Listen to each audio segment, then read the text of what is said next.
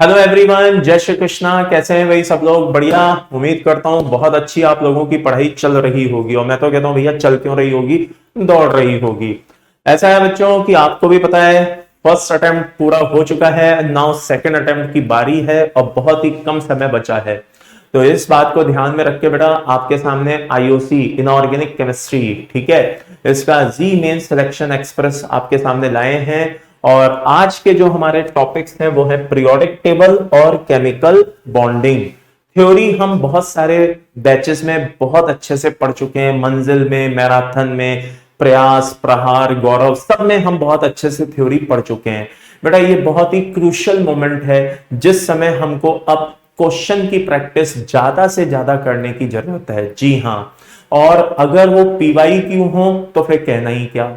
तो इन प्रॉब्लम्स को करने से पहले बहुत ही मैं सिलेक्टेड प्रॉब्लम्स आपके सामने लेके आया हूं और उम्मीद करता हूं बड़ी इंटरेस्टिंग हैं, आपको बहुत अच्छे से समझ में भी आएंगी और इनको बहुत अच्छे से सॉल्व करके जाना। ठीक है, तरीका मैं आपको बता दूं। मैं जिस समय आपको ये क्वेश्चंस आपके सामने लाऊंगा तो उस समय आप क्या करेंगे बेटा, ध्यान से सुन लो। आपको वीडियो को पॉज करना है और अपनी तरफ से वो क्वेश्चन सोचना है। जब आपने उसका आंसर सोच लिया फिर आपको क्रॉस चेक करना है कि चलो यार देखें अब सर ने इसका आंसर क्या दिया, एक्सप्लेनेशन क्या दिया। तो ये प्रोसेस आप हमेशा करेंगे, ये बात ध्यान रखना है, इसमें लापरवाही नहीं होनी चाहिए। कहने का मतलब है आप मेरे भरोसे नहीं रहेंगे कि मैंने क्वेश्चन दिया और मैंने ही सॉल्व कराया, गलत। आपको अपने दम पे क्वेश्चन की प्रैक्टिस करनी है। तो तरीका मैंने बता दिया है। क्या बताया कि जैसे ही क्वेश्चन आए वहीं पे वीडियो को पॉज कर देना और क्या करना बेटा, अपने आप अपने दम पे उस क्वेश्चन को सॉल्व करने की कोशिश करना और फिर कमेंट में मुझे बताना कि आपके कितने क्वेश्चन सॉल्व हो पाए। ओके, लेकिन इन प्रॉब्लम को डिस्कस करने से पहले बेटा मैं उस एक कॉमन प्रॉब्लम पे डिस्कस करना चाहता हूं जो मुझे कुछ बच्चों में देखने को मिली। वो क्या थी कि सर मेरा मेंस का जो फर्स्ट अटेम्प्ट है वो इतना अच्छा नहीं गया, उसमें मेरे बहुत अच्छे मार्क्स नहीं आए। अब मैं सेकंड अटेम्प्ट को लेकर के सर पहले से ही नर्वस हूं और डिसअपॉइंट फील कर रहा हूं कि मैंने इतनी मेहनत की थी और मुझे फर्स्ट अटेम्प्ट में क्या हुआ, कोई वैसा रिजल्ट नहीं मिला जैसा कि मैं चाहता था। तो भाई मैं एक सिंपल सी बात कहना चाहता हूं, क्या कि परेशानियां हालात से नहीं ख्यालात से आती हैं। बेटा ये बात हमेशा ध्यान रखो, अगर आप परेशानियों को बहुत बड़ा समझोगे तो वो आपको बहुत बड़ा फील कराएंगी। हमेशा इस बात को कहा जाता है पॉजिटिव सोचो, पॉजिटिव माइंडसेट के साथ चलो। क्यों कहा जाता है? वो इसीलिए कहा जाता है यार, जो फर्स्ट अटेम्प्ट में हुआ वो एक इतिहास बन गया। मैं ऐसा क्यों कह रहा हूं? मैं ऐसा इसलिए कह रहा हूं कि आप सचिन तेंदुलकर को ले लीजिए, आप विराट कोहली को ले लीजिए, आप महेंद्र सिंह धोनी को ले लीजिए, रिकी पॉन्टिंग को ले लीजिए, जिसको लेना है, जो क्रिकेटर आपको पसंद है आप उसको देख लीजिए। अगर किसी क्रिकेटर ने एक सेंचुरी मारी है तो नेक्स्ट जब वो नेक्स्ट मैच में आता है और उस समय उसको जब दोबारा से खेलना है, तो अगर बेटा वो दोबारा से सेंचुरी मारना चाहता है तो उसको शुरुआत तो कहां से करनी पड़ती है? जीरो से शुरू करना पड़ता है। पुरानी चीजें तो क्या हो जाती हैं बेटा, इतिहास बन जाती हैं। तो अगर किसी का इतिहास अच्छा हो सकता है, किसी का इतिहास बुरा हो सकता है। तो अगर मान लो कि आपका जो पास्ट एक्सपीरियंस फर्स्ट अटेम्प्ट को लेकर के बुरा रहा, तो मैं कहता हूं बेटा उसको बदलने की कोशिश करो। आपने 11th से मेहनत की है, जो बच्चा अभी 12th के साथ क्या कहते हैं अपनी ये सेकंड अटेम्प्ट देने जा रहा है, यानी कि उसे अपनी जिंदगी के 2 साल लगाए। जो ड्रॉप करके क्या कहते हैं ये सेकंड अटेम्प्ट देने जा रहा है, यानी कि उसे अपनी जिंदगी के 3 साल लगाए। 11, 12 और ड्रॉप का 1 ईयर, यस और नो। तो किसी ने अपने जिंदगी के 2 साल लगाए, किसी ने अपनी जिंदगी के 3 साल लगाए। बेटा इस समय को, इस पल को इतनी आसानी से मत गुजर जाने दो। अच्छा वक्त आने के लिए बुरे वक्त से लड़ना पड़ता है, इस बात को ध्यान रखो। इतिहास बदलना पड़ता है। मैं सिर्फ एक लाइन जानता हूं कि पानी से नहा करके इंसान लिबास बदलता है, पानी से नहा करके इंसान लिबास बदलता है, और जो इंसान पसीना बहाता है वो एक दिन इतिहास बदलता है। तो बेटा इतिहास बदलने का टाइम आ गया है। फर्स्ट अटेम्प्ट आपका कैसा रहा, क्या रहा, वो सब आपका एक पास्ट है, उसको भूल जाओ। सेकंड अटेम्प्ट में पूरी ताकत के साथ भिड़ जाओ और दिखा दो क्या कि आप में भी दम है, आप भी अपने बुरे वक्त को अच्छे वक्त में बदल सकते हो। तो बेटा मेरे इन शब्दों को हमेशा याद रखो। और इतना कम समय बचा है, ठीक है, माता पिता का आशीर्वाद, उनकी ब्लेसिंग्स आपके साथ है, ठीक है ना, हम सबका आशीर्वाद आपके साथ है बेटा। पूरे साल आपने मेहनत की है, वो मेहनत ऊपर वाला भी देखता है बेटा, ऐसे व्यर्थ नहीं जाएगी। ओके, तो इसलिए पूरी ताकत के साथ जुड़ जाइए और मस्त रहिए यार, बढ़िया से चिल होकर के आराम से अच्छे से पेपर को फोड़ के आइए और बताना कि हाँ सर एटीएस सर मजा आ गया, हम पेपर को फोड़ के आए। मुझे कसम से कह रहा हूं बहुत खुशी होगी। खैर, तो ये प्रॉब्लम जो मेन मैंने देखी, कुछ बच्चों में देखी, उनके मेरे पास टेलीग्राम पे मैसेजेस आए थे, तो उम्मीद करता हूं कि मेरे इन शब्दों को आप ध्यान रखेंगे और पूरी ताकत के साथ आप सेकंड अटेम्प्ट की फाइट करेंगे। ओके, तो आइए चलिए शुरू करते हैं आज का जी मेन सिलेक्शन एक्सप्रेस है। भाई ज्यादा आपका मैं टाइम नहीं लूंगा, ठीक है, और बहुत ही प्यारे प्यारे क्वेश्चन है, उम्मीद करता हूं पूरा आप एंजॉय करोगे। बस प्रोसेस ध्यान रखना, मैंने क्या बताया, पहले वीडियो को पॉज करेंगे, देन उसके बाद अपने दम पे क्वेश्चन सोचेंगे, ओके, और देन उसके बाद ये देखेंगे कि मैंने उसका क्या एक्सप्लेनेशन दिया है। तो आइए शुरू करते हैं। पहला क्वेश्चन है बेटा, the IUPAC symbol for the element with atomic number 119 would be. तो अगर आपको याद हो कि जब एटॉमिक नंबर 100 से ऊपर निकल गए तो आईयूपीएसी ने उनके लिए कुछ स्पेशल नेमिंग की थी, अगर आपको याद हो तो। जैसे उसमें मैं एक एग्जांपल आपको दिए देता हूं, वैसे तो आपको पता ही होगा और होना भी चाहिए, फिर भी मैं एक आध एग्जांपल दिए देता हूं। मान लीजिए जैसे कि 1 है तो हम उसको अन बोलते हैं, अगर मान लो 0 है तो हम उसको निल बोलते हैं, बोलते नहीं बोलते हैं। तो यहां पे हमने क्या किया, उनके इनिशियल्स को ले लिया। तो फॉर एग्जांपल जैसे कि अगर 119 है तो हम 1 को क्या बोलते हैं, अन, तो एक बार क्या लिखेंगे बेटा, यू, फिर दोबारा से 1 है तो दूसरी बार भी क्या लिखेंगे, यू, और याद करिए कि 9 को हम बोलते हैं एन, तो वहां पे क्या हो जाएगा, उसका क्या आ जाएगा, ई, तो यू यू ई। और याद करिए वैसे उसके यहां पे तो खैर उसकी अभी जरूरत नहीं है, लेकिन याद करिए जब हम उसका नाम पूरा बोलते हैं ना, अनन इनियम, तो एंड में ईएम लगाते हैं। तो आईयूपीएसी कहता है कि एंड में ium as a suffix use करो। खैर, तो फिलहाल हमें सफिक्स की तो यहां पे रिक्वायरमेंट नहीं है, हमें तो बस उसके इनिशियल्स चाहिए थे। तो 119 को अगर हमें शॉर्ट फॉर्म में लिखना है तो कैसे लिखेंगे बेटा, यू यू ई। तो मेरे हिसाब से इसका आंसर क्या होना चाहिए बेटा, ए होना चाहिए। आइए चेक कर लेते हैं, आंसर क्या है बेटा, ए।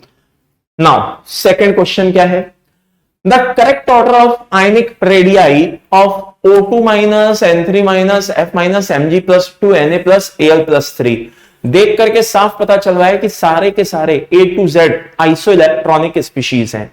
आइसो इलेक्ट्रॉनिक स्पीशीज में जब हमें साइज को चेक करना हो तो हम एक कॉन्सेप्ट यूज करते हैं E/P। E/P का मतलब होता है इलेक्ट्रॉन अपॉन प्रोटॉन रेशो, यानी कि इलेक्ट्रॉन प्रोटॉन रेशो।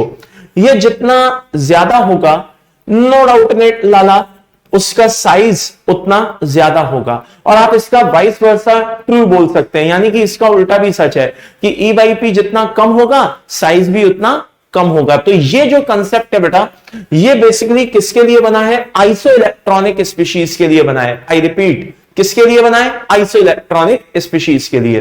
तो जैसा कि आप देख सकते हो इन सब में नंबर ऑफ इलेक्ट्रॉन्स तो कितने हैं, 10, लेकिन प्रोटॉन इंक्रीज होते जा रहे हैं। सबसे कम प्रोटॉन किसमें थे, नाइट्रोजन में, उससे ज्यादा किसमें हुए, ऑक्सीजन में, फिर फ्लोरीन, मैग्नीशियम, फिर sodium, magnesium, aluminium, like that, हाँ या ना। तो इस तरह से क्या होता जा रहा है बेटा, नंबर ऑफ प्रोटॉन इंक्रीज होते जा रहे हैं, इलेक्ट्रॉन वही बने हुए हैं, यानी कि रेशियो में कमी आती जा रही है, तो साइज कम होता जाएगा। तो मेरे हिसाब से सबसे बड़ा जो है साइज में देखा जाए तो वो कौन होना चाहिए, N3 माइनस होना चाहिए। तो देखो ध्यान से देखो, A और आपका कौन हो गया, D, ये तो वैसे भी गलत हो गए। अब बचा कौन, B और C। तो भाई सबसे बड़ा कौन होना चाहिए, N3 माइनस, उससे छोटा कौन होना चाहिए, O2 माइनस।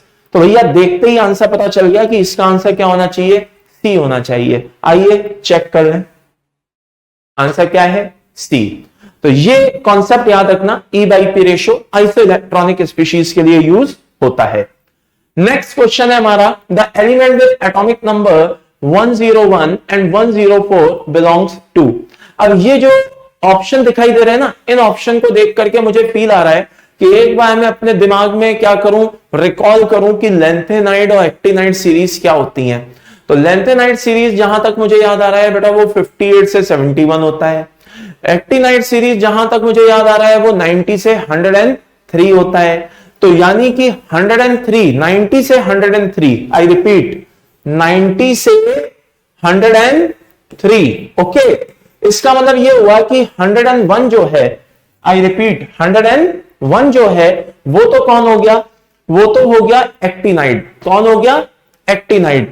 तो एक तो पहला आंसर तो मुझे पता चल गया कि भाई 101 क्या होता है, एक्टिनॉइड होता है। अब बात आती है 104। तो भाई 104 उससे थोड़ा सा क्या होगा, आगे वाला होगा। तो एक्टिनाइड कहां पे खत्म हो रहा है, 103 पे खत्म हो रहा है, और ये क्या है 104। तो for your information, actinide series के लिए अगर मैं आपसे बोलूं कि भैया ग्रुप नंबर क्या होता है, तो ग्रुप नंबर होता है थर्ड बी। तो अगर 90 से लेकर के 103 जो कि एक्टिनॉइड्स हैं, अगर उनके लिए एक ग्रुप कंसीडर किया जाता है वो ग्रुप नंबर 3 है, तो 104 के लिए क्या होना चाहिए, ग्रुप नंबर 4 होना चाहिए। तो भैया मेरे हिसाब से तो इसका आंसर क्या होना चाहिए, आंसर सी होना चाहिए, एक्टिनॉइड एंड ग्रुप नंबर 4। तो आइए चेक कर लेते हैं। जी हां, आंसर क्या है बेटा, सी। आइए नेक्स्ट क्वेश्चन क्या है देख लेते हैं।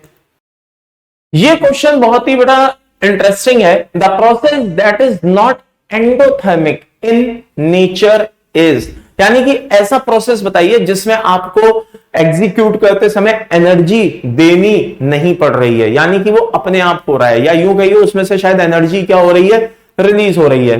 तो भाई जरा ध्यान से देखना, पहला ऑप्शन देखता हूं आर्गन। अगर मैं आर्गन को देखूं तो नोबल गैस है, ऑक्टेट कंप्लीट है। अब अगर मैं इसमें क्या करूं, एक इलेक्ट्रॉन डालना चाहूं, ऐड करना चाहूं, तो ये उस इलेक्ट्रॉन का, आने वाले इलेक्ट्रॉन का क्या करेगा, अपोज करेगा, बोलेगा भैया मैं तो बहुत हाईली स्टेबल हूं, मेरे पास कोई वैकेंट ऑर्बिटल नहीं है, इसको कहीं दूसरे सब शेल में डालो जहां डालना है, मैं तो इसको लेना पसंद नहीं करूंगा। तो मुझे जबरदस्ती उस इलेक्ट्रॉन को क्या करना पड़ेगा, ऐड करना पड़ेगा। तो इसके लिए मुझे उल्टे एनर्जी क्या करनी पड़ेगी, देनी पड़ेगी। तो यार ये तो एंडोथर्मिक होना चाहिए, तो ये तो इसका आंसर नहीं हो सकता। आगे देखते हैं अगला क्या है बेटा, इसको लेते हैं पहले, ऑक्सीजन को O- से O2- बनाना चाहते हो, यानी कि एक इलेक्ट्रॉन पहले से और एक इलेक्ट्रॉन और ला रहे हो। तो भाई सीधी सी बात है कि भाई एक इलेक्ट्रॉन पहले से और एक और ला रहे हो, तो दोनों सेम रिपल्शन की वजह से बवाल कटना तय है। तो यानी कि अगर आप इलेक्ट्रॉन को ऐड करना चाहोगे तो वो रिपल्शन होगा, इलेक्ट्रॉन ऐड नहीं होना पसंद करेगा, तो ये भी एक तरह का कैसा होगा, एंडोथर्मिक प्रोसेस होगा। इसमें हमें जबरदस्ती एनर्जी देके इलेक्ट्रॉन को ऐड करना पड़ेगा। सोडियम को देख लीजिए साहब, Na से Na+ बनाना चाहते हो, दैट इज सॉर्ट ऑफ एक तरह का क्या है, आयनाइजेशन एनर्जी है। तो यहां पे भी हमें क्या करना पड़ेगा, एनर्जी देनी पड़ेगी। लेकिन अगर मैं बात करूं हाइड्रोजन की, तो H से अगर आप H- बनाना चाहते हो, तो हाइड्रोजन खुशी खुशी बड़े आसानी से इलेक्ट्रॉन लेने को तैयार है।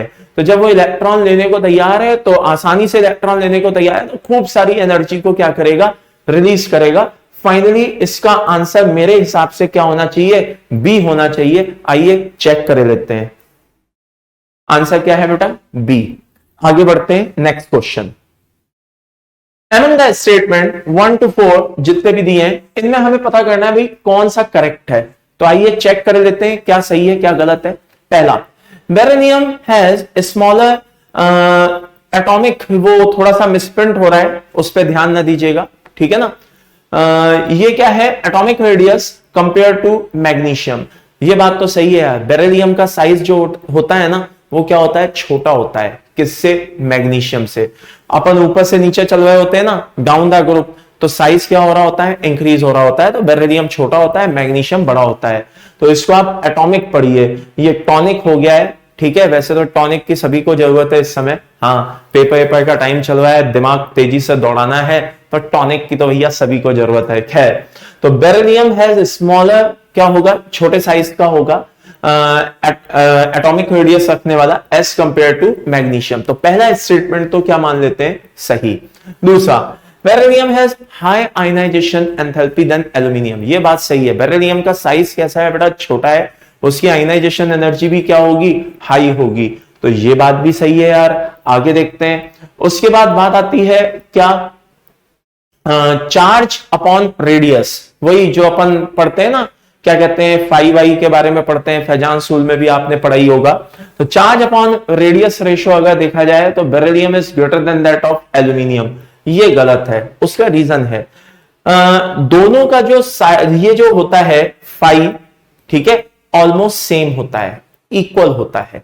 तो ये कहना सही नहीं होगा, इसलिए मैं स्टेटमेंट नंबर 3 को सही नहीं मानूंगा। आगे, both beryllium and aluminium form mainly covalent compound, ये बात सही है। चाहे बेरिलियम के हैलाइड्स हो या एल्यूमिनियम के हैलाइड्स हो, ये यूजुअली कोवेलेंट कंपाउंड बनाते हैं। तो ये स्टेटमेंट भी क्या होगा, सही होगा। तो मेरे हिसाब से 1, 2, 4 तीनों स्टेटमेंट सही होने चाहिए। तो फाइनल आंसर क्या होगा इसका, ए होना चाहिए। आइए चेक कर लेते हैं आंसर क्या है बेटा, ए। चलिए, तो ये ध्यान रखिएगा भाई, साइज हो और चार्ज अपॉन रेडियस, यानी कि वही होता है ना, फाई इक्वल टू क्या होता है बेटा, सी अपॉन आर।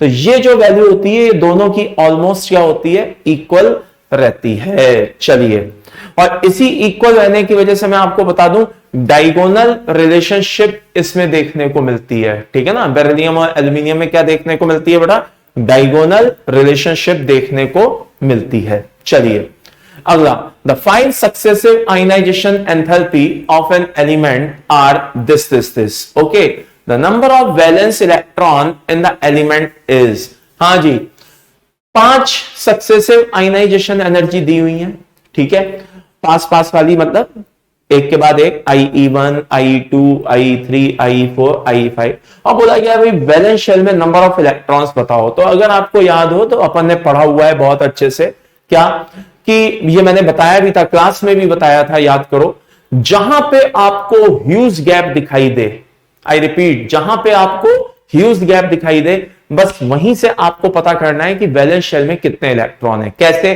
कि मान लो यहां पे आपको सबसे बड़ा जो गैप है वो कहां दिखाई दे रहा है, IE3 और IE4 के बीच। ये IE1 है, ये IE2 है, ये IE3 है, ये IE4 है, ये IE5 है। तो 3 और 4 के बीच, आई रिपीट, 3 और 4 के बीच सबसे बड़ा गैप दिखाई दे रहा है, ह्यूज गैप दिखाई दे रहा है। तो वैलेंस शेल में नंबर ऑफ इलेक्ट्रॉन्स हम कैसे पता करते हैं कि जहां पे ह्यूज गैप है, ठीक है ना, उससे ठीक पहले वाला जो लोएस्ट वैल्यू है वो वैलेंस शेल में नंबर ऑफ इलेक्ट्रॉन्स होंगे। क्या मतलब सर, मान लीजिए कि ये IE क्या है, n है, और ये IEn+1 है, तो number of electron in valence shell IEn होगा, यानी कि n की वैल्यू नंबर ऑफ इलेक्ट्रॉन्स होंगे क्या, वैलेंस शेल में। तो 3 के बाद ह्यूज गैप है, तो वैलेंस शेल में नंबर ऑफ इलेक्ट्रॉन कितने होंगे, 3। 4 के बाद ह्यूज गैप होता तो 4 होते, 5 के बाद ह्यूज गैप होता तो 5 होते। तो मेरे हिसाब से इसका आंसर क्या होना चाहिए, 3। आइए चेक कर लेते हैं, आंसर क्या है, C। चलिए आगे देखते हैं भाई, the acidic, basic and amphoteric oxide respectively are, हाँ जी, इनमें से कौन एसिडिक है, कौन बेसिक है, कौन एम्फोटेरिक है, हमें वो सीक्वेंस पता लगाना है। तो आइए सबसे पहले तो देखें भाई एसिडिक किस किस में है। पहला वाला एसिडिक होना चाहिए, Na2O तो बेसिक होता है, भिड़ते ही गलत। N2O3 और Cl2O दोनों एसिडिक होते हैं, इन दोनों में से कोई एक हो सकता है। मैग्नीशियम बेसिक होता है, ये भी गलत, यानी कि 2 ऑप्शन तो हमारे गलत हो गए। अब इन दोनों में से कोई होना चाहिए, बी और सी में से। तो Cl2O भी एसिडिक होता है और N2O3 भी एसिडिक होता है। आइए दूसरे को चेक कर लेते हैं। तो दूसरा यहां पे क्या है, कैल्शियम ऑक्साइड, ये बेसिक होता है। क्या होता है, बेसिक। और आपका P4O10 जो है वो एसिडिक होता है।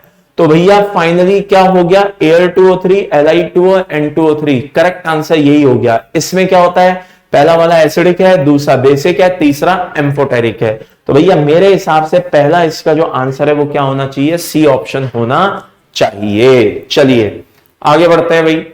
The group having isoelectronic species is, अभी बता करके चुका हूं आइसोइलेक्ट्रॉनिक स्पीशीज के बारे में। आइसोइलेक्ट्रॉनिक स्पीशीज क्या होती हैं, जिनमें नंबर ऑफ इलेक्ट्रॉन्स क्या हो, सेम हो, नंबर ऑफ इलेक्ट्रॉन्स क्या हो, सेम हो। लेकिन यहां पे एक बात ध्यान रखिएगा, कौन से इलेक्ट्रॉन्स, वैलेंस शेल के या टोटल। बच्चों के मन में अक्सर ये डाउट होता है। तो यहां पे मैं आपको बहुत शानदार चीज बताने जा रहा हूं, ध्यान से सुनना। Total number of electrons same होने चाहिए तो आइसो इलेक्ट्रॉनिक होगा। लेकिन मान लीजिए कोई क्वेश्चन दिया हुआ है और उसमें पूछा है बताओ ये आइसो इलेक्ट्रॉनिक है या नहीं है, और मजे की बात उसमें टोटल इलेक्ट्रॉन्स क्या है बेटा, सेम नहीं आ रहे हैं, वैलेंस शेल के सेम आ रहे हैं। तो ध्यान रखना फर्स्ट प्रेफरेंस किसको जाता है, टोटल इलेक्ट्रॉन्स को। सेकंड प्रेफरेंस किसको जाता है, वैलेंस शेल को। तो टोटल नंबर ऑफ इलेक्ट्रॉन्स क्या होने चाहिए, सेम होने चाहिए, तो वो आइसो इलेक्ट्रॉनिक होता है। In second case valence shell के इलेक्ट्रॉन्स को भी हम मान सकते हैं, लेकिन कब, जब मान लो क्वेश्चन में पूछा गया है कि बताओ इनमें से आइसो इलेक्ट्रॉनिक कौन है, और किसी भी ऑप्शन में हमें टोटल इलेक्ट्रॉन सेम दिखाई नहीं दे रहे हैं, तो उस केस में हम किसको प्रेफरेंस देंगे, वैलेंस शेल को। तो यहां पे आइसो इलेक्ट्रॉनिक स्पीशीज हमें ढूंढनी है जिनमें टोटल नंबर ऑफ इलेक्ट्रॉन्स क्या हो, सेम हो। तो भैया इन सब में मुझे टोटल नंबर ऑफ इलेक्ट्रॉन्स क्या दिखाई दे रहे हैं, सेम दिखाई दे रहे हैं। ये बीच वाले में सोडियम है, यहां पे 11 होते हैं, बाकी में 10 होते हैं। यहां पे भी सोडियम ने गड़बड़ की हुई है, ठीक है, मैग्नीशियम ने भी गड़बड़ की हुई है यहां पर, और यहां पर ऑक्सीजन ने गड़बड़ की हुई है। तो कुल मिलाकर के बेस्ट आंसर मेरे हिसाब से क्या होना चाहिए, ए। आओ चेक कर लेते हैं, आंसर क्या है बेटा, ए। चलिए, the electronic configuration with the highest ionization enthalpy, सबसे ज्यादा आयनाइजेशन एनर्जी किसकी होनी चाहिए। तो भाई सीधी सी बात है, कॉन्फ़िगरेशन दिए हुए हैं, मैं तो कहता हूं सीधे कॉन्फ़िगरेशंस को देख करके ही आंसर टिक कर दो। जो हाफ फील्ड है इन सब में, आई रिपीट, जो हाफ फील्ड है उसकी आयनाइजेशन एनर्जी बाकी पार्शियली फील्ड वालों से क्या होनी चाहिए, ज्यादा होनी चाहिए। अब आप कहोगे गुरुजी थोड़ा स्क्रीन की तरफ देखो, वहां पे दो हैं जो हाफ फील्ड दिखाई दे रहे हैं, वो 3p3 है और ये 4p3 है। तो भाई मेरे परेशान होने की जरूरत नहीं है। कैसे, माना कि दोनों हाफ फील्ड हैं, लेकिन आप n की वैल्यू को देखिए, एक 3 है और एक 4 है। ये साफ बता रहा है कि 3 वाला जो है वो थर्ड पीरियड का है और 4 वाला जो है वो फोर्थ पीरियड का है। तो ऊपर से नीचे आने पे आयनाइजेशन एनर्जी में क्या आती है, कमी आती है। तो मेरे हिसाब से इसका आंसर सी होना चाहिए, हमें परेशान होने की जरूरत नहीं है। तो आइए चेक कर लें, आंसर क्या है, सी। नेक्स्ट क्वेश्चन, अगला क्वेश्चन क्या है, देखिए, which is the correct order of second ionization potential of carbon, nitrogen, oxygen and fluorine. तो भाई कार्बन हो गया, नाइट्रोजन हो गया, ऑक्सीजन हो गया और फ्लोरीन हो गया। जहां से इलेक्ट्रॉन निकालना है पहले उसको बनाओ। तो ये 2p2 होता है, ये 2p3 होता है, ये 2p4 होता है और ये 2p5 होता है। अब मान लो पहला इलेक्ट्रॉन मुझे निकालना है विच इज कॉल्ड IE1।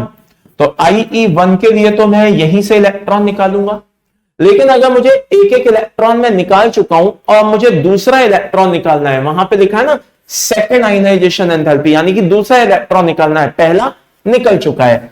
तो कार्बन C+ हो चुका है, नाइट्रोजन N+ हो चुका है, ऑक्सीजन प्लस हो चुका है, F+ हो चुका है। और ये कंडीशन अब कैसी दिखाई दे रही है, 2p1, 2p2, 2p3 और 2p4। तो अब अगर मुझे सेकेंड इलेक्ट्रॉन निकालना है तो IE2 कहलाएगा, और इसमें जो इलेक्ट्रॉन मैं निकालूंगा वो यहां से इनमें से निकालूंगा। तो ध्यान से देखिए, ये ऑक्सीजन O+ अब आपको हाफ फील्ड दिखाई दे रहा है। क्या दिखाई दे रहा है, हाफ फील्ड। तो भैया इसमें से इलेक्ट्रॉन निकालना सबसे मुश्किल होगा। तो सबसे ज्यादा कौन हो जाना चाहिए, O, देन उससे कम कौन होगा बेटा, F+, ओके, देन उससे कम कौन होगा बेटा, N+, Z इफेक्ट को फॉलो करेंगे, और देन सबसे कम होगा C+। तो ये जो ऑप्शन है इसको मिला लेते हैं कि भाई ये ऑप्शन हमें किस में दिखाई दे रहा है। तो सबसे ज्यादा O+ होना चाहिए। तो भाई ये और ये तो वैसे भी नहीं होंगे, तो बचा कौन, ये दोनों। तो साफ दिखाई दे रहा है कि इसका आंसर क्या होना चाहिए, बी होना चाहिए। आइए चेक कर लेते हैं, और इसका आंसर क्या है, बी है। तो ये तरीका होता है बेटा, जब भी इस तरह के क्वेश्चन पूछे जाएं, चुपचाप इलेक्ट्रॉनिक कॉन्फ़िगरेशन बना करके रख लें, जहां से इलेक्ट्रॉन को निकालना है वो इलेक्ट्रॉनिक कॉन्फ़िगरेशन बना करके रख लें। Next question, which of the following oxide is amphoteric in character. अलग अलग समय में अलग अलग जगह में ये बहुत बार बता चुका हूं, जनाबे अली ने बेकार गाया, पंजाबी सॉन्ग आते सब, ये सब एम्फोटेरिक होते हैं। तो भाई SnO2 एम्फोटेरिक होता है, SiO2 एसिडिक होता है, CO2 एसिडिक होता है और कैल्शियम ऑक्साइड बेसिक होता है। तो भाई मेरे हिसाब से इसका आंसर ए होता है। बहुत ही सिंपल क्वेश्चन है, ध्यान रखिए। चलिए नेक्स्ट क्वेश्चन है बेटा, the formation of the oxide ion O2 minus require first and exothermic and then an endothermic step as shown below, this is because, ऐसा क्यों हो रहा है? भाई बड़ा सीधा सा जवाब है, अभी पता करके चुका हूं थोड़ी देर पहले, कि भाई मान लीजिए एक इलेक्ट्रॉन पहले से है, तो जब आप दूसरा इलेक्ट्रॉन लाओगे तो ड्यू टू सेम चार्ज वो एक दूसरे को क्या करेंगे बेटा, रिपेल करेंगे। तो जब आप O से O माइनस बना रहे होते हो तब तो एनर्जी क्या हो रही होती है, रिलीज हो रही होती है। लेकिन जब आप O माइनस से O2 माइनस बना रहे होते हो तो इलेक्ट्रॉनिक रिपल्शन के चलते बेटा एनर्जी उल्टे देनी पड़ती है, और वो भी अच्छी खासी देनी पड़ती है। तो O minus ion will tend to resist the addition of another electron. भाई मेरे पहला ही ऑप्शन इसका सही है मेरे हिसाब से। आइए चेक कर लेते हैं, और आंसर बिल्कुल सही है। सीधा सा जवाब है कि भाई पहले से नेगेटिव चार्ज है तो आने वाले इलेक्ट्रॉन को वो क्या करेगा, रिपेल करेगा। चलिए अगला क्वेश्चन देखते हैं। Which of the following compound contains no covalent bond, ऐसा मॉलिक्यूल ढूंढिए जिसमें कोई कोवेलेंट बॉन्ड ना हो। मेरे भाई आई थिंक कोई भी देखते ही बता देगा कि PH3 है, O2 है, B2H6 है, H2SO4 है, सब में कोवेलेंट बॉन्ड होते हैं। सिर्फ एक KCl है जिसमें आयनिक बॉन्ड होता है, KCl K प्लस और Cl माइनस, करेक्ट। तो भैया इसमें आयनिक बॉन्ड होता है, यानी कि इसका आंसर क्या होना चाहिए, C होना चाहिए। आइए चेक कर लेते हैं, और आंसर क्या है बेटा, C। Next question, lattice energy of an ionic compound depends upon. देखिए लेटिस एनर्जी को हम U से डिनोट करते हैं, डायरेक्टली प्रोपोर्शनल टू होता है Q1 और Q2, और इनवर्सली प्रोपोर्शनल टू होता है बेटा R। और R यहां पे क्या होता है, distance in between two nuclei, और Q1 Q2 क्या होता है, charge of cation, charge of anion, correct. तो अब अगर मैं यहां पे देखूं चार्ज किसके ऊपर ये लेटिस एनर्जी डिपेंड करेगा, तो मुझे साफ दिखाई दे रहा है क्या, कि charge on ion and size of ion, दोनों चीजों पे डिपेंड करेगा, किसी एक पे डिपेंड करना सही नहीं है। यहां पे ओनली वर्ड लगे हुए हैं, क्या लगे हुए हैं, ओनली वर्ड। ओके, तो ओनली वाले को लगाना सही नहीं है। ये चीज बता रही है कि ये चार्ज और साइज दोनों पे डिपेंड करेगा, या डिस्टेंस दोनों पे डिपेंड करेगा। तो by the end summary is this, answer क्या होगा, आंसर होगा ए। ओके चलो नेक्स्ट क्वेश्चन बेटा, among the following the species having the smallest bond length is, very simple. हमें इसमें पता करना है कि भाई सबसे छोटी बॉन्ड लेंथ किसकी है। तो क्या करना चाहिए, बॉन्ड ऑर्डर निकाल लेना चाहिए। तो बॉन्ड ऑर्डर से हमें एक आइडिया लगेगा कि भाई किसका बॉन्ड ऑर्डर सबसे ज्यादा है। जिसका बॉन्ड ऑर्डर सबसे ज्यादा है उसकी बॉन्ड लेंथ सबसे कम होनी चाहिए। तो NO माइनस की बात करें तो NO में 15 इलेक्ट्रॉन होते हैं, माइनस का मतलब 16 होते हैं। तो 16 का मतलब ये हो गया कि ये तो O2 के नंबर ऑफ इलेक्ट्रॉन से मैच कर रहा है। तो जो O2 का बॉन्ड ऑर्डर होगा वही NO माइनस का भी होगा, यानी कि इसका बॉन्ड ऑर्डर कितना होना चाहिए, 2 होना चाहिए।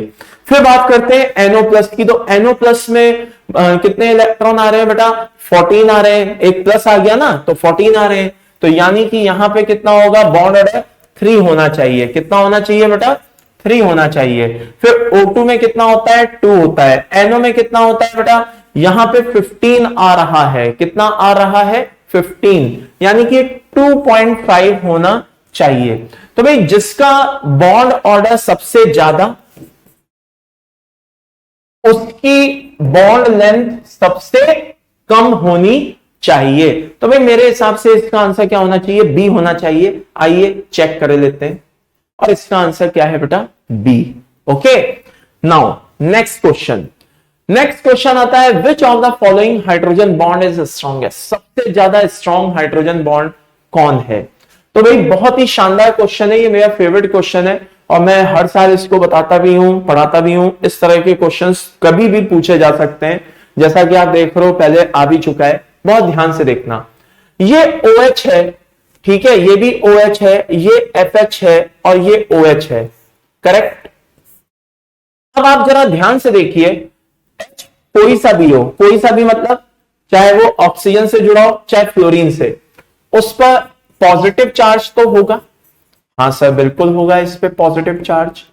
तो मेरा क्वेश्चन यह है कि सबसे ज्यादा पॉजिटिव चार्ज कहां पे होगा? सर उस हाइड्रोजन पे होगा जो फ्लोरीन से जुड़ा हुआ है।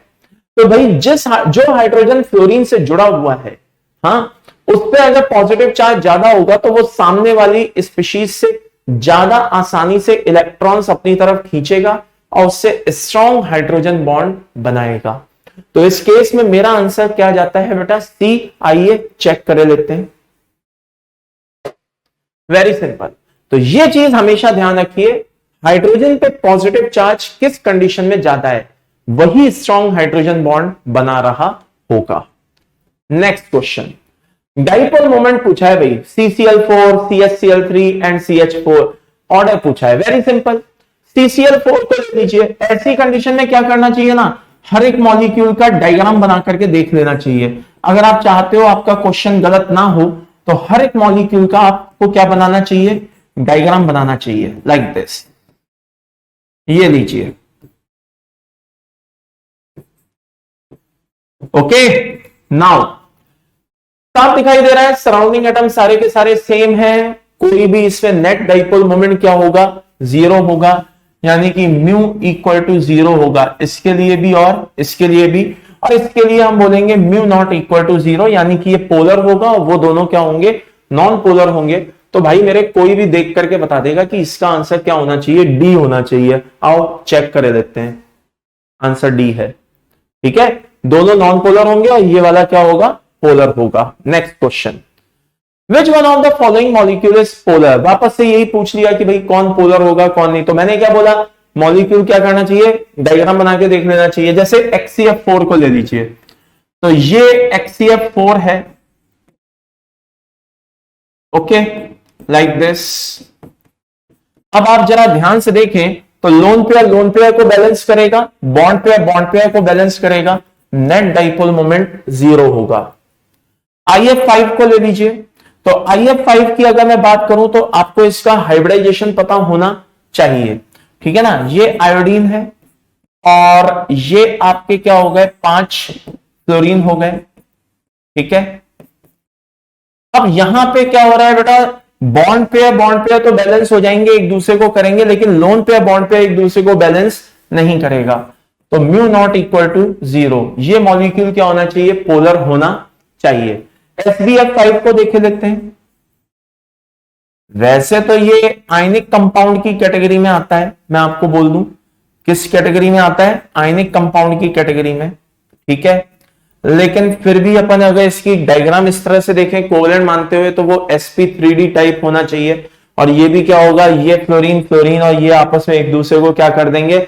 न्यूट्रल कर देंगे, बैलेंस कर देंगे। तो म्यू इक्वल टू क्या होना चाहिए? जीरो होना चाहिए।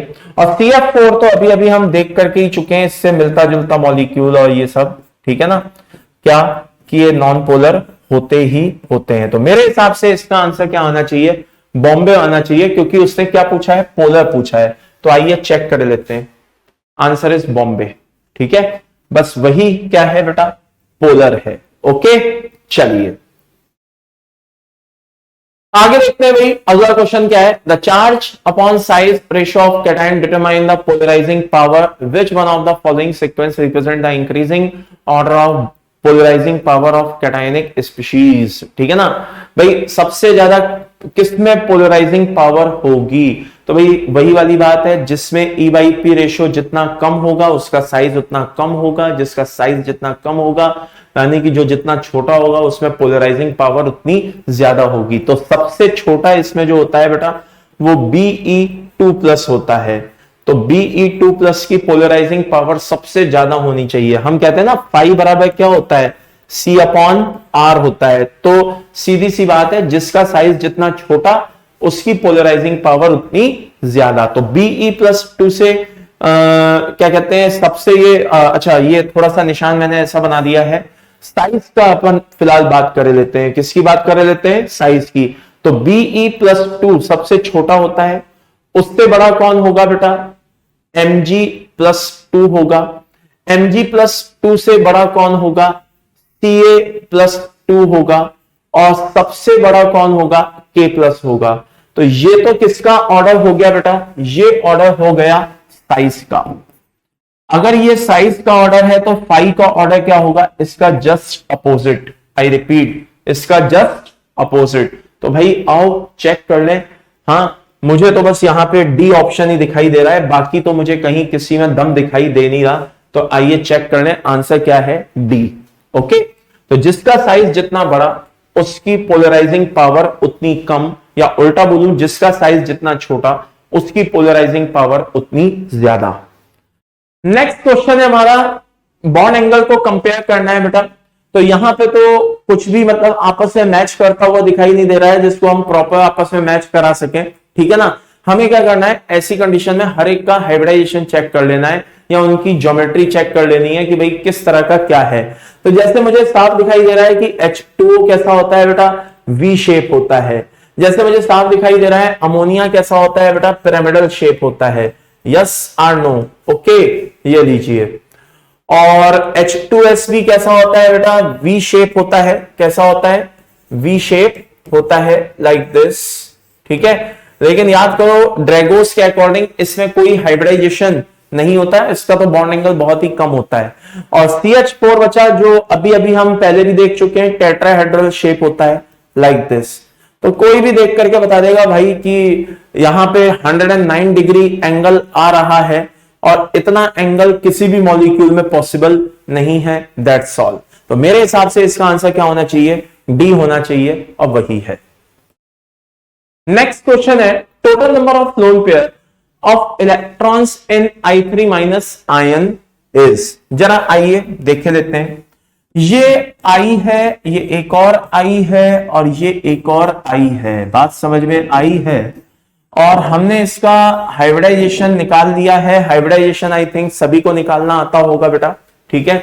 और अब हम इसमें चेक करना चाहते हैं कितने लोन पेयर है। तो फिलहाल तो हमें लोन पेयर 3 ही दिखाई दे रहे हैं, लेकिन वो कहां दिखाई दे रहे हैं? सेंट्रल एटम पे। जबकि हमें पता है कि इसमें सराउंडिंग एटम पे भी लोन पेयर होंगे। तो 3-3 लोन पेयर यहां पे भी होंगे। अब आप बोलेंगे सर आपको कैसे पता 3-3 लोन पेयर है?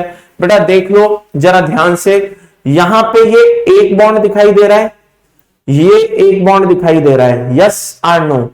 अगर ये एक इलेक्ट्रॉन में इसमें देखूं तो मुझे ऑक्टेट पूरा करने के लिए 7 इलेक्ट्रॉन और चाहिए। तो भाई जब मॉलिक्यूल बनता है तो उसमें सेंट्रल एटम का ऑक्टेट पूरा हो या ना हो। आई रिपीट, जब मॉलिक्यूल बनता है तो सेंट्रल एटम का ऑक्टेट पूरा हो या ना हो कोई फर्क नहीं पड़ता, सराउंडिंग एटम का ऑक्टेट तो पूरा होगा ही होगा। आप देख लीजिए, हाइपोवैलेंट मॉलिक्यूल देखिए, हाइपरवैलेंट मॉलिक्यूल देखिए, सराउंडिंग एटम के ऑक्टेट पूरे हैं। सेंट्रल एटम के ऑक्टेट कभी पूरे होते हैं, कभी एक्सपेंड कर जाते हैं, ठीक है। तो सेंट्रल एटम, सराउंडिंग एटम का हमें ऑक्टेट पूरा करना है। ऑक्टेट कब पूरा होगा? जब हम 3-3 लोन पेयर आसपास लगा देंगे। तो टोटल लोन पेयर की अगर मैं बात करूं बेटा तो ये हो गए 9। तो इसका आंसर होना चाहिए सी। आइए चेक कर लेते हैं, आंसर सी है। Next question, Which of the following conversion involve change in both shape and hybridization? इनमें से कौन सा ऐसा कन्वर्जन है, कौन सा ऐसा चेंज है जिसमें सब कुछ ही चेंज हो गया? बोले तो शेप भी चेंज हो गया, हाइब्रिडाइजेशन भी चेंज हो गया। Very simple. अगर मैं H2O की बात करूं तो ये पहले V शेप था और अब पिरामिडल हो गया, लेकिन हाइब्रिडाइजेशन दोनों में sp3 रहा। क्या रहा बेटा? sp3। चाहे इसको ले लो चाहे इसको ले लो। BF3 और BF4 माइनस की बात करें तो BF3 पहले sp2 था और ट्राइगोनल प्लेनर था। जब ये एक F माइनस लेकर के किसमें बदल गया?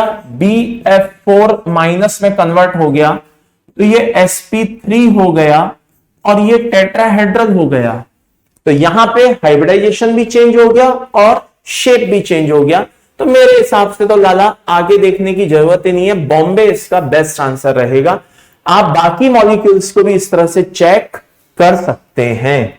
Next question, the incorrect geometry is represented by. बताइए कि भाई इनमें से इनकरेक्ट ज्योमेट्री कौन सी है? NF3, जरा ध्यान से देखो, देख करके क्या फील आ रहा है भाई? पिरामिडल होना चाहिए। क्या होना चाहिए? पिरामिडल होना चाहिए।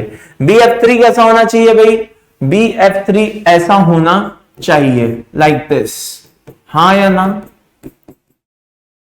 और ASF5 कैसा होना चाहिए भाई? ऐसा होना चाहिए। कैसा? ऐसा, लाइक दिस। और आपका बचा कौन? H2O कैसा होना चाहिए भाई?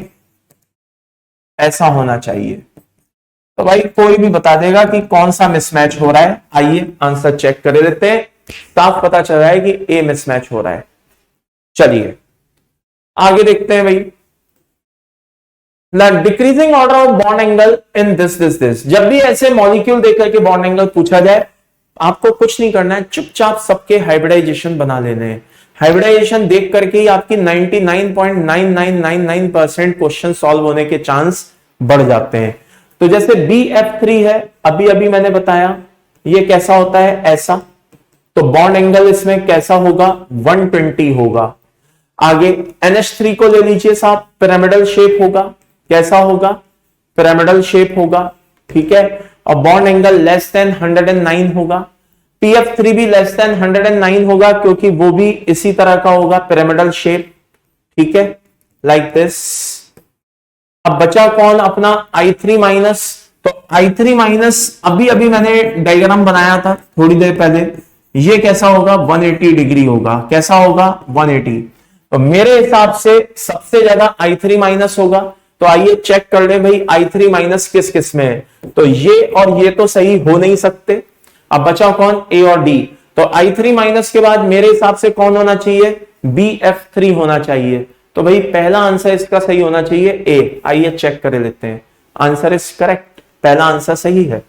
तो कुछ भी नहीं करना है, जब भी इस तरह के मॉलिक्यूल्स आए, चुपचाप पहले उनका डायग्राम बना लो। मैं कह रहा हूं 99 पॉइंट कितना? 99.99% आपका क्वेश्चन सॉल्व हो जाएगा।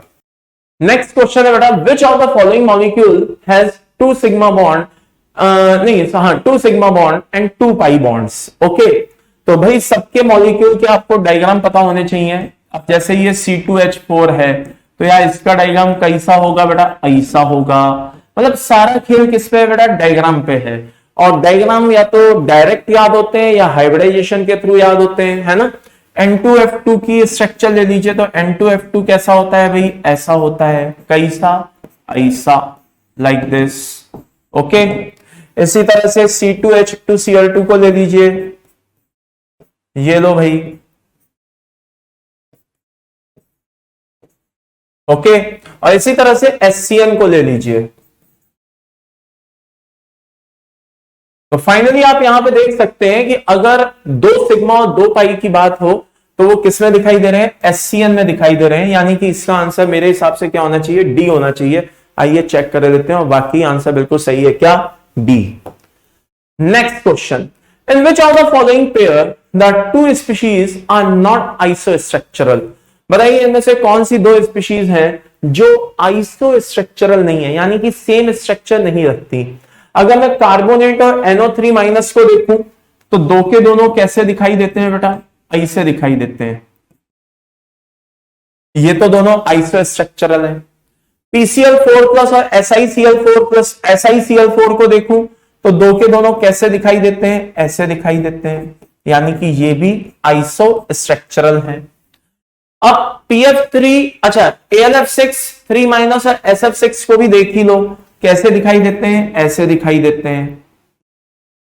यानी कि ये भी कैसे हैं बेटा? आइसोस्ट्रक्चरल हैं। ओके, लेकिन अगर मैं PF3 और BRF5 को देखूं, तो बेटा ये दोनों सेम दिखाई नहीं देते। PF3 कैसा दिखाई देता है? ऐसा, कैसा, ऐसा।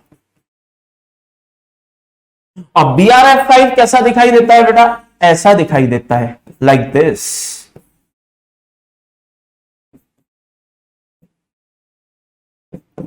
ओके, ये BRF5 हो गया, और ये तो ये आइसोस्ट्रक्चरल नहीं है। यानी कि इसका आंसर क्या होना चाहिए? C। Answer is C। चलिए नेक्स्ट क्वेश्चन है, the formation of molecular complex this the result in change in hybridization of boron. अभी अभी ऐसा ही डिटो ऐसा ही एक क्वेश्चन हम करके चुके हैं, आइए इसको भी देख लेते हैं। ये BF3 है और ये आपका NH3 है। NH3 ने अपना एक लोन पेयर इसको दिया। फाइनली ये पहले था sp2 और ये था sp3, करेक्ट। अब स्ट्रक्चर कैसी दिखाई दे रही है, IC, कैसी IC, लाइक दिस, ओके।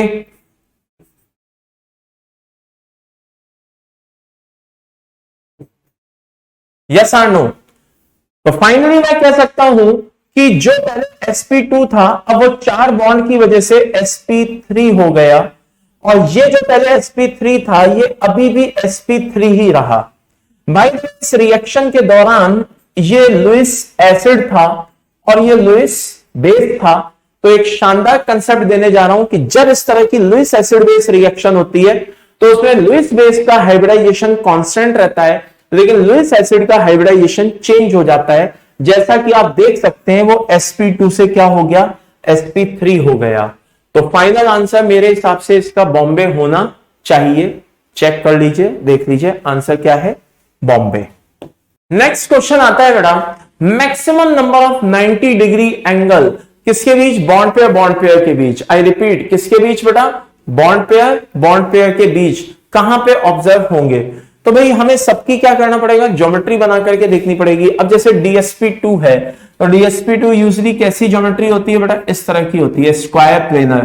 तो अगर आप देख सकते हैं कि इसमें स्क्वायर प्लेनर में बॉन्ड पेयर जो 90 डिग्री एंगल है वो कितने होंगे, मुश्किल से 4 होंगे, ये लाइक दिस, ओके। तो 4 ही होंगे। आगे देखते हैं बाकी में, sp3d को ले लीजिए। तो sp3d कैसा होता है बेटा, इस तरीके का माने लेते हैं। वैसे तो sp3d बहुत टाइप के होते हैं, इस तरीके का माने लेते हैं फिलहाल।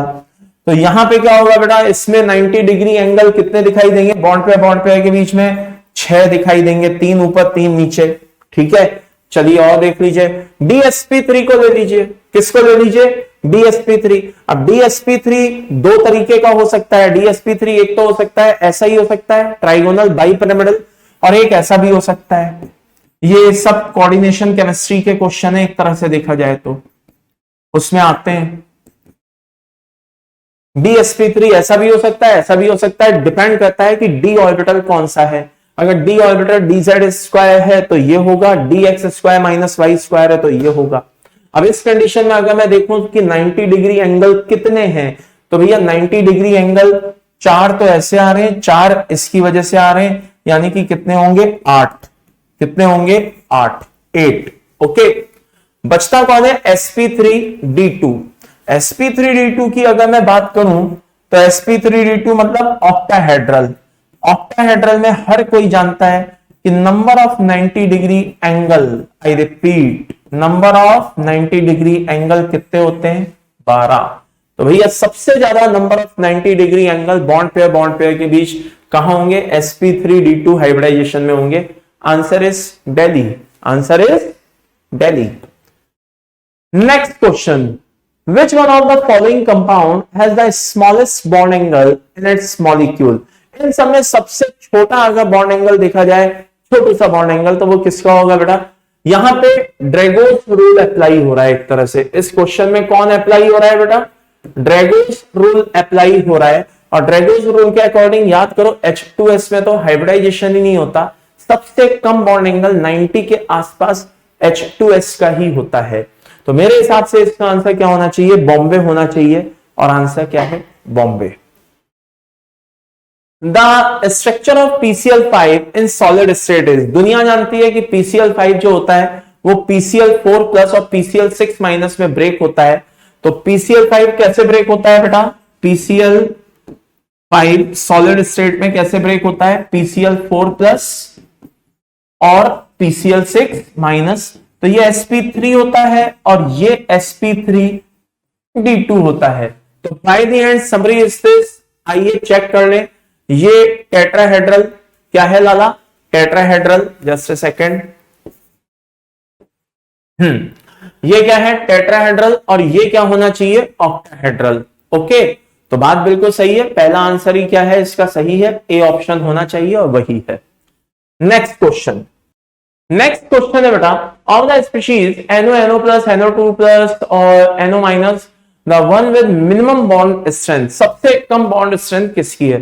तो भाई सीधी सी बात है, जिसका बॉन्ड ऑर्डर सबसे कम होगा उसकी बॉन्ड लेंथ सबसे ज्यादा होगी, और जिसकी बॉन्ड लेंथ सबसे ज्यादा होगी उसकी बॉन्ड स्ट्रेंथ सबसे कम होगी। तो ये फंडा अप्लाई करिए। आइए चेक करते हैं। NO प्लस का मतलब है कि इसमें नंबर ऑफ इलेक्ट्रॉन्स कितने हैं? भाई NO में तो कितने होते हैं? 15। तो NO में अगर 15 होते हैं तो उसका बॉन्ड ऑर्डर तो कितना होता है? 2.5 होता है। अरे हाँ या ना? अब ये है NO प्लस, यानी कि एक इलेक्ट्रॉन कम है 15 से, यानी कि कितने हो गए? 14। तो ये तो इसका बॉन्ड ऑर्डर कितना होगा? 3 होगा। अच्छा, NO2 प्लस की बात करें तो भैया कितने इलेक्ट्रॉन होते हैं? 13। अब 13 इलेक्ट्रॉन की अगर हम बात करें तो ये कंडीशन कैसी दिखाई देती है बेटा? ऐसी दिखाई देती है, लाइक दिस। मतलब नॉर्मल जो MOT है उससे अपन अप्लाई करें, 8 इलेक्ट्रॉन तो उसमें चले गए, 1s और 2s उन सब में चले गए, BMO ABMO में बचे बाकी कितने? 9, 10, 11, 12 और 13। तो ये देख करके हमें पता चल रहा है कि इसका बॉन्ड ऑर्डर कितना होना चाहिए? 2.5 होना चाहिए। यस और नो? आगे NO की अगर हम माइनस की बात करें तो NO माइनस का मतलब होता है कि इसमें 16 इलेक्ट्रॉन है, तो इसका बॉन्ड ऑर्डर कितना होना चाहिए? 2 होना चाहिए। तो अब जिनके बॉन्ड ऑर्डर सेम है वो हमारे लिए समस्या की बात नहीं है। क्यों समस्या की बात नहीं है? क्योंकि हमें तो इस कंसेप्ट को फॉलो करना है। इस कंसेप्ट के अकॉर्डिंग सबसे कम बॉन्ड ऑर्डर आ रहा है NO माइनस का, इसका मतलब कि उसकी बॉन्ड लेंथ सबसे ज्यादा, उसमें बॉन्ड स्ट्रेंथ सबसे कम। तो मेरे हिसाब से इसका आंसर क्या होना चाहिए? डी होना चाहिए। और इसका आंसर क्या है बेटा? डी है। वो बाय द वे पहले से ही उसमें क्या कहते हैं दिखाई दे रहा था। चलिए कोई बात नहीं। तो इसका आंसर क्या होना चाहिए बेटा? डी होना चाहिए, और डी है। चलिए आगे देखते हैं। Next question, during the change of O2 to O2 minus the incoming electron goes to the orbital. अगर मैं O2 से O2 माइनस बना रहा हूं तो भैया O2 से O2 माइनस बनाने का मतलब है कि एक इलेक्ट्रॉन मैं ला रहा हूं, तो वो इलेक्ट्रॉन कहां पे ऐड हो रहा है? ये 1, ये 2, ये 2 और ये 1। O2 की कंडीशन कुछ इस तरह की होती है, करेक्ट?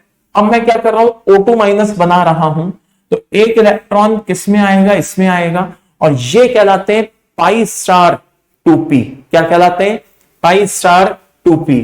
तो भाई इसमें से पाई स्टार 2p कौन सा आ रहा है? ये वाला आ रहा है। अब वो x है, y है, z है, मुझे उससे लेना देना नहीं है, बस ये आंसर आ रहा है। तो मेरे हिसाब से इसका आंसर क्या होना चाहिए? C होना चाहिए। और इसका आंसर क्या है? C। तो इस तरह से डायग्राम बना करके देख लीजिए, तुरंत आराम से क्या हो जाता है बेटा? क्वेश्चन सॉल्व हो जाता है। चलिए अगला question, the hydrogen azide the bond order of bond 1 and 2 are respectively क्या होंगे? भाई हाइड्रोजन एजाइड की जो स्ट्रक्चर होती है वो कुछ इस तरह की होती है, लाइक दिस।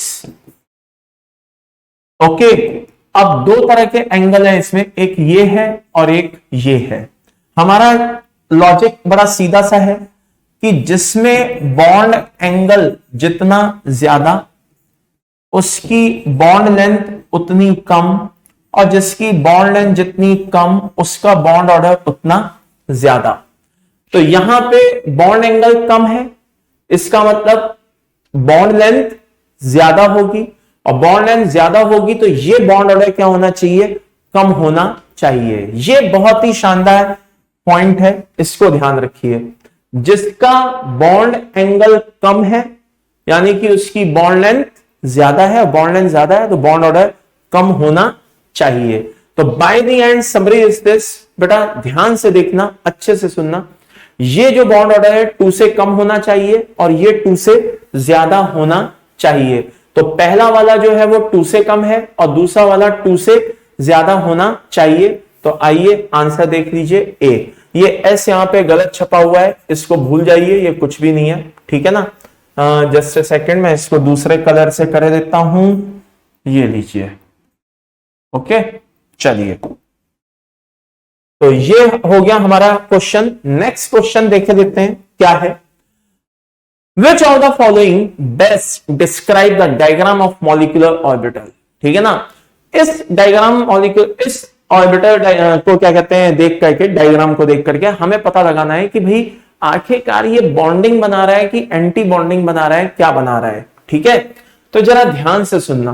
पहला पॉइंट, इस तरह से जिस तरह से ये आया है साइड वाइज, ये तो कंफर्म है कि ये पाई बॉन्ड बना रहा है, ये तो मानते हो। क्या बना रहा है? Pi bond. तो अगर पाई बॉन्ड बना रहा है तो भाई इसमें ये तो छोड़ ही दो। क्या छोड़ दो?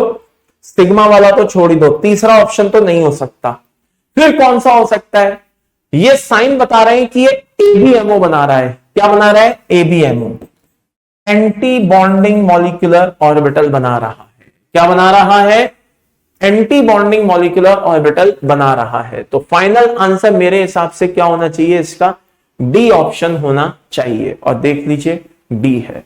तो ओवरलैपिंग देख के हमने पता कर लिया कि पाई बन रहा है, और साइन देख के हमने पता कर लिया कि एंटी बॉन्डिंग बन रहा है।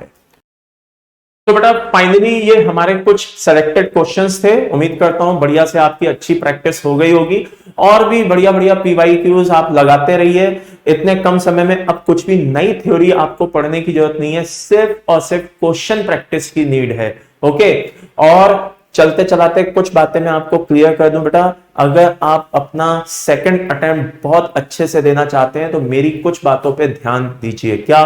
एक तो नींद पूरी लीजिए। रात में जगने की बहुत ज्यादा जरूरत नहीं है, ठीक है ना। कम से कम एटलीस्ट, बहुत ज्यादा ना सही तो मिनिमम बता रहा हूं, 5 to 6 आवर्स की नींद आपको पूरी लेनी है। ठीक है, और अपना थोड़ा डाइट का ख्याल रखिए। बहुत से बच्चों को मैंने देखा है कि साहब खाना कम खाना शुरू कर देते हैं क्योंकि उससे हमें नींद आती है। तो भाई मेरे खाना कम खाने की जरूरत नहीं है, अपनी डाइट को प्रॉपर लीजिए। माइंड को जितना शांत रख सकते हैं उतना शांत रखने की कोशिश करिए। और एक बात हमेशा सोचते रहिए, क्या? कि भैया मैंने 2 साल 3 साल घास नहीं छीली है, मैंने बहुत मेहनत की है, और अब उस मेहनत को कैश कराने का समय आ गया है। तो इस पॉजिटिव माइंडसेट के साथ क्या करिए, भिड़ जाइए और बढ़िया से क्वेश्चन को फोड़ के आइए। और चलते चलाते एक टिप और दे रहा हूं, क्या? हर एक क्वेश्चन सॉल्व करने का नहीं होता, ये बात ध्यान रखना। हर एक क्वेश्चन सॉल्व करने का नहीं होता है, गेस करने से बचें। पहले जो क्वेश्चंस आपको आते हैं आप उन पे फोकस करिए, जो क्वेश्चन इजीली बन रहा है उसको पहले टिक करिए। सेकंड राउंड में उन क्वेश्चंस के साथ फाइट करिए जिनमें आपको डाउट है, और उस पेपर से शुरू करिए जो आपका सबसे फेवरेट है। जी हां, मान लीजिए फिजिक्स आपका फेवरेट है, मैथ्स या केमिस्ट्री, वॉटएवर जो भी आपका फेवरेट है, सबसे पहले उस पेपर के साथ शुरुआत करिए। क्यों? क्योंकि जब क्वेश्चंस बनेंगे तो आपके अंदर पॉजिटिविटी आएगी, पॉजिटिविटी आएगी तो आपसे वो क्वेश्चंस भी बनने शुरू हो जाएंगे जिसमें आपको क्या चाहिए था? शांत दिमाग चाहिए था। याद रखना एक बात, क्या? कि बहुत से क्वेश्चन इसलिए नहीं बन पाते कि आपको आते नहीं है, बल्कि वो इसलिए नहीं बन पाते हैं क्योंकि आप वहां पे स्ट्रेस में आ जाते हो। आपने कई बार नोटिस किया होगा, क्या? कि पेपर जब आप देने गए तो वो क्वेश्चन आपसे नहीं बन पाए, लेकिन जब आपने घर पे आके देखा तो वो क्वेश्चन आपसे आसानी से बन गए। इसीलिए मैं बार बार एक बात पे जोर दे रहा हूं कि मन को शांत रखिएगा, कोशिश करिएगा कि स्ट्रेस कम से कम हो, तभी आप ज्यादा से ज्यादा प्रॉपर वे में क्वेश्चन को अटेम्प्ट कर पाएंगे और उनको सॉल्व कर पाएंगे। ठीक है, तो wish you good luck, all the best. मिलते हैं next turn. Okay, bye bye.